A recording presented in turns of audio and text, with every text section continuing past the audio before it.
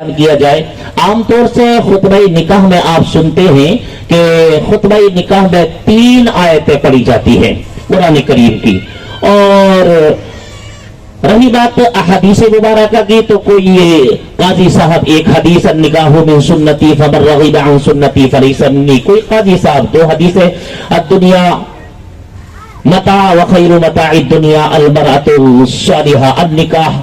تو اس طریقے سے جیسے 1 2 3 4 کوئی 4 حدیثیں پڑھ دیتا ہے، کوئی 3 حدیثیں پڑھ دیتا ہے، مگر مقصد سب کا نکاح ہے، اس میں تذکرہ نکاح کا ہوتا ہے۔ اب یہاں سوال صرف ایک چیز ہے، اچھا بچہ جب پیدا ہوتا ہے اس وقت سے لے کر بڑے ہونے تک، شادی ہونے تک ماں باپ ایک ہی چیز کی تمنا کرتے ہیں، ہمارا بچہ ہو یا بچی ہو، جب یہ بڑا ہوگا تو ہم اس کی شادی کریں گے، چاہے وہ بچی ہو یا بچہ ہو۔ اب شادی کا جب دن آتا ہے تو ہر کوئی خوش ہوتا ہے، ماں کی الگ خوشی ہوتی ہے ممتا کے اعتبار سے، باپ کی الگ خوشی ہوتی ہے شفقت کے اعتبار سے، دادا دادی ہوں وہ الگ خوش ہوتے ہیں، اچھا جن کی شادی ہوتی ہے وہ تو خوش ہوتے ہی ہیں، مگر ان کے متعلقین ان کے گھر والے یہ بھی خوش ہوتے ہیں۔ تو اب خوشی کا موقع ہے، خوشی کا اس سے بڑھ کر کون سا خوشی کا موقع ہو سکتا ہے؟ ہر کوئی تمنا کرتا ہے میری شادی کا دن آئے، شادی کا دن آئے، ماں باپ کہتے ہیں میرے بچے کی شادی کا دن آئے، بہن بھائی کہتے ہیں میرے بھائی کی شادی کا دن آئے۔ اب جب وہ دن آ جاتا ہے تو وہ خوشی کا دن ہوتا ہے اور بہت زیادہ خوشی کا دن آتا ہے۔ اب جب ہم خطبہ نکاح میں سنتے ہیں تو قاضی صاحب کہتے ہیں یا ایھا الناس اتقوا ربکم الذی خلقکم من نفس واحدہ وخلق منها زوجہا وبث منہما رجالا کثیرا ونساء واتقوا اللہ الذی اللہ سے ڈرو، واتقوا اللہ، میرا مقصد صرف ایک ہی لفظ ہے، خوف خدا بندی۔ اب دوسری آیت ہم پڑھتے ہیں یا ایھا الذین آمنوا اتقوا اللہ حق تقاتی، اے ایمان والو اللہ سے ڈرو جیسے کہ اس سے ڈرنے کا حق ہے۔ اب تیسری آیت پڑھتے ہیں یا ایھا الذین آمنوا اتقوا اللہ وقولوا قولا سدیدا، اے ایمان والو اللہ سے ڈرو اور سچی بات بولو۔ تو اب یہ تینوں آیتیں جو نکاح کے خطبے میں پڑھی گئی، تینوں میں اللہ سے ڈرنے کا ذکر ہے، جبکہ موقع یہاں خوشی کا ہے، بہت بڑی خوشی کا موقع ہے، لیکن رب کی بارگاہ سے ہمیں آگاہ کیا جا رہا ہے کہ اللہ سے ڈرو۔ مطلب کیا ہے؟ مطلب یہ ہے رب یہ بتانا چاہتا ہے بندوں کو، دولہا کو، دلہن کو، ان کے گھر والوں کو، سب کو، کہ تمہیں خوشی کا دن تو اللہ نے عطا فرمایا ہے۔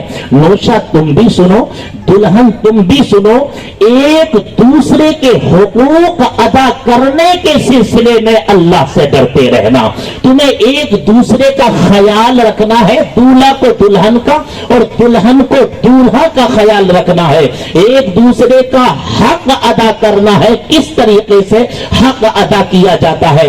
اپنے نبی کی زندگی کو اپنے سامنے رکھو اور اس طریقے سے زندگی گزارو جیسے تمہارے نبی نے زندگی گزاری اور تمہیں گزارنے کا کے بارے میں آقا نے فرمایا ہے۔ تو اس لیے فرمایا کہ نکاح کرنے کے بعد اللہ سے ڈرتے رہو، اور اللہ سے ڈرنے کے معاملے میں کوئی کوتاہی نہ ہونے پائے، کسی کا دل نہ دکھنے پائے۔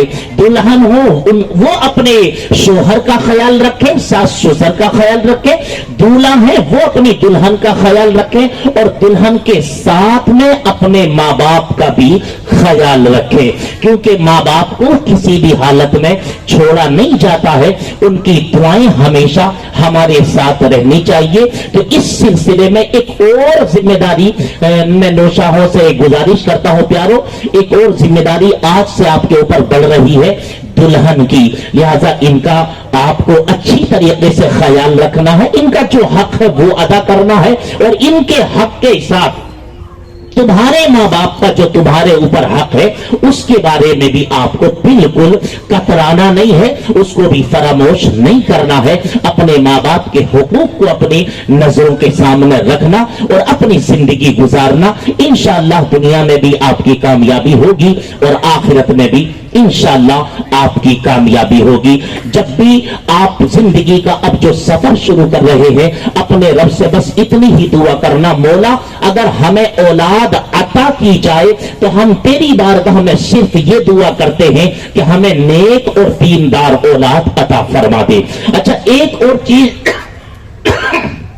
दीनदार औलाद के सिलसिले में हमें भी जरा थोड़ा उस पर अमल करना है। पहला अमल हमें यह करना है, अब जाहिर सी बात है हम ये चाहते हैं हमारी औलाद हो तो नेक बने, सालेह बने, दीनदार बने, मुत्तकी बने, परहेजगार बने, लेकिन उसके साथ साथ हमें भी वैसा ही बदलना पड़ेगा। क्योंकि बच्चे जो होते हैं माँ बाप का अक्स हुआ करते हैं। आपके यहां बच्चे आ गए और आप बच्चों से कह रहे हैं बेटा नमाज पढ़ो और आप नमाज पढ़ते नहीं, तो आपके बच्चों पर असर क्या पड़ेगा? जब अब्बा ही नहीं पढ़ते हैं तो हम क्यों पढ़ें? अब आप नमाज पढ़ेंगे, आपको कहने की जरूरत नहीं पड़ेगी, आपके बच्चे खुद ब खुद नमाज पढ़ने की कोशिश करेंगे, क्योंकि बच्चे वो करते हैं जो माँ बाप किया करते हैं। तो मैं अल्लाह पाक की बारगाह में दुआ करता हूं, रब्बे कदीर इन शादियों को अपनी बारगाह में शर्फ कबूलियत अता फरमा दे और इन दूल्हा दुल्हनों को मौला तबारक व तआला नेक साले प्यारी औलाद नसीब फरमा। और परवरदिगार जिन अहबाब ने भी इस महफिल को सजाया है, आरास्ता किया है, मुनाकिब किया है और बहुत सारा इंतजाम किया है, मेरे करीम दिल की गहराइयों से दुआ है मौला तबारक व तआला उनकी इस अकीदत और मोहब्बत को अपनी बारगाह में शर्फ कबूलियत अता फरमाते हुए उन्हें जज़ाए खैर नसीब फरमाए।